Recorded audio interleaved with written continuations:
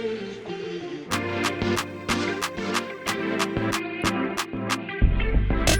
again.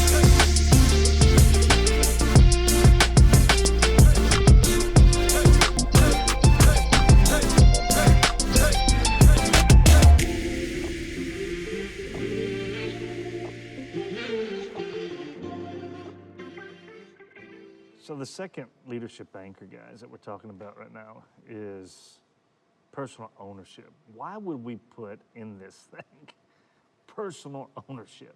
Why is that such an anchor? What makes that an anchor for us? Why did we put that in, Steve? Well, I'd like to read the byline, personal ownership, and then our byline, just the overview of this anchor is, maturity does not come with age, but with the acceptance of responsibility of the easy and the hard. If we're going to be a church that disciples and equips leaders and people to live in the everyday in the presence of God, the only way that you personally grow is to personally own your stuff. And you can have all the oil poured on you in the world, but until you take personal ownership is the breakthrough point where you can explode in God or you can move away from the Lord. And sometimes we think, not all the time, but I'm going to be turning 60 this year. And sometimes you think, well, I've been in the church a long time. That doesn't make me mature. No, you're right. What makes me mature is the time spent in the presence of the Lord. Right. So you can be very young and chase the heart of God and chase His presence and become very mature because you're building a relationship and intimacy with Him. And in that maturity, one of the keys to personal ownership is humility. And we see it in the culture. We see it in the culture of the church right now in all of the media of what's going on in our life and world. We have the last 20 years. It's nothing new under the sun. And people are looking, people are waiting, people are watching. Will people be open and honest, transparent and humble and take personal ownership? Myself personally, in almost 40 years of ministry, this is the key right here. It's true. This is the key to literally, after you seek His presence, then you have a conversation with the Lord where you begin to work through the things in your life. You just don't get it without the work. You got to do the work. Yeah. And you've got to own it, and you got to go humble before the Lord, and you got to become broken before Him. And when we are, your whole life changes.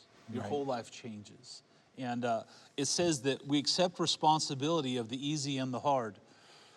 Not a lot of people in the culture today in the world are taking responsibility. It's always because of this, it's because of that, it's because of him, it's because of her, it's because of my life, it's because of my parents, it's because of the government, it's because of everything. Instead of focusing on the acceptance of responsibility, I like how we put in there the easy and the hard. Not any of us really love to be confronted with the hard stuff in our life. No. Right.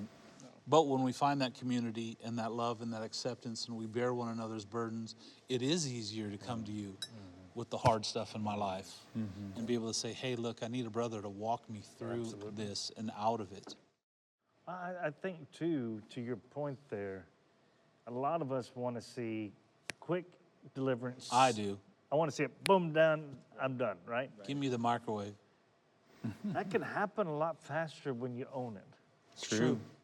And a lot of times, the struggle for those who are wondering, why am I still dealing in this? There hasn't been an understanding yet fully of just, I got to own it. Right. But how do we, also what we're talking about is, it's not easy to create, it's not easy to walk in a community of people who own their stuff. It's messy. It's messy. I think probably one of the greatest keys of not owning it is when you've been through a situation and you've been hurt and you're demanding justice and you see the sin of the person or the actions of the person so far outweigh what you did that you think this has to be dealt with first before I deal with it. And the Lord always deals with us personal, Absolutely. Right. He comes and it says He stands at the door and knocks. Well, sometimes He knocks on the door of our heart for those things that we've locked away and buried and said, we're not going to touch that room, God. Yep. and sometimes he comes to that room first. Yep. And to open that door is to say, Lord, this is who I am. This is where I'm at. This is what I've done or not done, or this is what's happened to me, and it's caused all this stuff in my life. It reminds me of a vision. It reminds me of like the leafcutter ants down in Costa Rica when they move around something. Right? Right? They might be in one lane going together, and all of a sudden there's an obstacle, and they'll move around it, and then they'll come together again. A lot of times that's what happens with us. We want to religiously skirt around the issues of ownership because we think it's too much. But the reality is, if God is bringing to light those things, it's because he's given us, through our weakness, his strength to not have to go around this over and over and over again.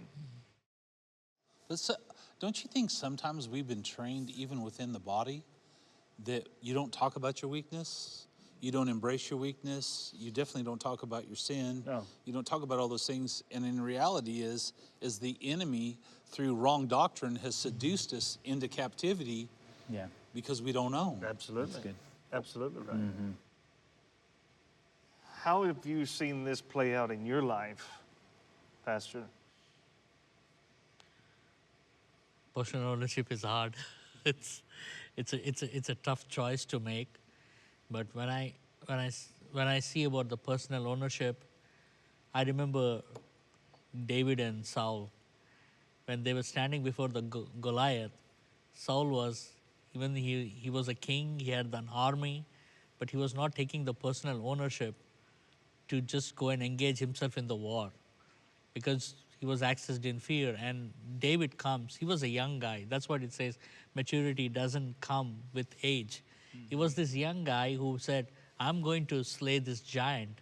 He took that ownership and he went. So for me, when I see the personal ownership is that fear that, like, I cannot handle this, that's wrong. When we take the personal ownership, God is with us in that. God helps us in that process because this is the heart of God. This is not a heart of man. Personal ownership is not if personal ownership was not there, then Jesus would have not taken all of our sin and died on the cross. Right. That is the key for that. So I believe that this is very important for me, not just as a leader, but even as an individual, as a husband, as a father, because many times I went to my children and I took that ownership and they saw me and they took that, they walked in that. Because when you walk in this, it imprints on our children like, oh, we have to walk in this way. We have to do this. There were times when I have taken the personal ownership and I said, I'm sorry, this is my fault. It was not easy. It was so hard for me to go there. But I also have seen that personal ownership restores relationships. Yeah. It strengthens relationships. Yeah, that's good. Yeah, this is very important. I think another key aspect of personal ownership is when we say yes to God. Yeah. You know, Psalm 139, he says that there's a book in heaven that has my name on it, and he's written the days of my life, and he has a desire for my life, for me to accomplish things. And it's so amazing how many people don't know that there's a book about their life. I know. Or there's been key moments in time where God has come and he's knocked on the door of our heart. Yeah. And I remember back in high school, I just put my hand up and said, God, I'm not ready for a relationship with you yet.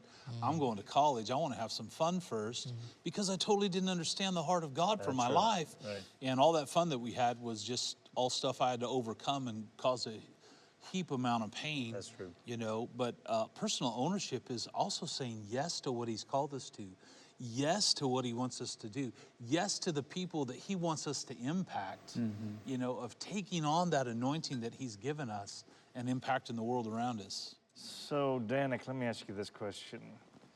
As we get ready to start really diving in, and we're excited about on the discipleship portion of really what we're getting to, we're going through our core values, our leadership anchors, right? Can you really see us discipling without personal ownership? No. I cannot, because whenever each one of us stands before the Lord, at the end of time, we don't stand there with anyone else. We stand really there good. individually, and the Lord will separate our good works from our evil works, and it won't be me and you or the two of y'all together. Right. It'll be each one of us individually. And so in some instances, as leaders, those that we are leading, we do have a responsibility, and we do have a responsibility to watch for their souls, to encourage them, to help lead them along. But at the same point, by the same token, each one of us is also personally responsible for our own relationship with God. So we can give everything that we have to people, but it's up to them as to whether or not they want to receive it, they want to allow it to transform their lives. And one verse the Lord had brought to mind for me was Matthew 5:37. It says, let what you say be simply yes or no. Anything more than that comes from evil.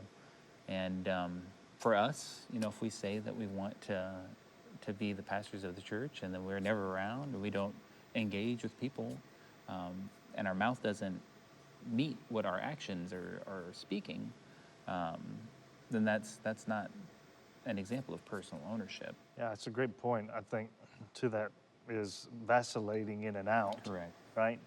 Doesn't quite scream, I'm owning this Right, thing. correct. And there's something beautiful about when somebody, even if it's wrong, own it. Right. But it's really not ownership when it comes down to it. It's not about right or wrong. It's about what is in me that I know that I need to be real with myself in. Correct. It's good. Right. Authentic. Yeah, authentic. And Yeah. because if I'm not that way with myself, then it might be Steve's issue. Well, I would have done it if Steve had said what he Correct. said. Right. I was ready to do what do I need to own before I even look at what he needs to own? So good. Well, whenever you look at it that way, that's like step one of transformation, is recognizing there's something wrong with me Exactly. that needs to be touched by the Lord. Exactly. And once we can own those things, then we do Yes. become transformed. I forget who it was, but at one time, I'll give the quote, but it was basically, if you have a problem with anybody, just go look in the mirror. Right. Start there. Don't start with, well, Pastor E said this, or, Right. Pastor Steve said this, Pastor Henry said this. No.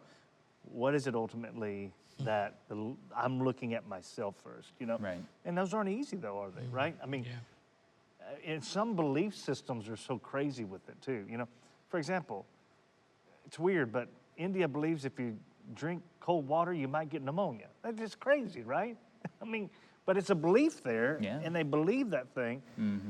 But as we start to walk out what is the truth in our lives, that personal ownership is where we got to go, you know what? I really believe wrongly here, and the Lord's truth is this over me. It's good. And you know what? I don't want to believe that anymore. Yeah, that's good. You know what I mean? I got to ask, do you drink cold water? Yeah. Even doctors tell in India not to drink cold water. I mean, it's just funny, That but you put on weight and you have pneumonia. If you drink cold water, you'll put on weight, they say. So the Lord's touched that area of your life? I drink with ice. That's deliverance right there. Right? It's powerful. But no, I mean, we do not do the minimum or enough to get by. I love what we put in here. We seek the highest of quality in what we do, as if we are creating a masterpiece for the walls of heaven. But Yeah, it's the good. thing about it is he took the full ownership. Yeah. Amen. He took on all of our He is our junk. example. He is our example. And as he took it on, he said, forgive them, Father, for they know not what they do. Right. And then, so It's powerful. we could spend a lot of time on this.